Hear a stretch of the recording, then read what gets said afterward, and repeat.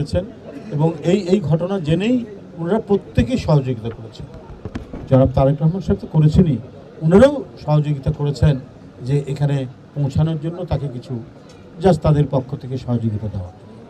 তো এইরকম কাজ আমরা বিএনপি পরিবার যেটি তারেক রহমান সাহেব সৃষ্টি করেছেন সারা বাংলাদেশেই আমরা করছি, আমরা সেখানে এগিয়ে যাচ্ছি এবং এটা একটা সামাজিক দায়িত্ব হিসাবে একটি রাজনৈতিক দলের সামাজিক দায়িত্ব পালন করছি। গফুর ভূঁইয়ার পাশে তারেক রহমান দাঁড়িয়েছেন, সেটা আপনাদের সামনে জাস্ট বলা এবং আমরা সেই সহযোগিতা নিয়ে এখানে এসেছি।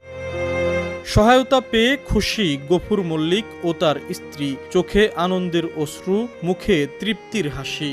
আমি এই দোয়া করি আল্লাহ যিনি তারেক জিয়ার ফার্স্ট ডিভিশনে পাস করায় এবং তারেক জিয়ার নাম যিনি বজায় থাকে। তারেক জিয়ার জন্য আল্লাহ জানে শিখে পাস করায়, আল্লাহ তার জন্য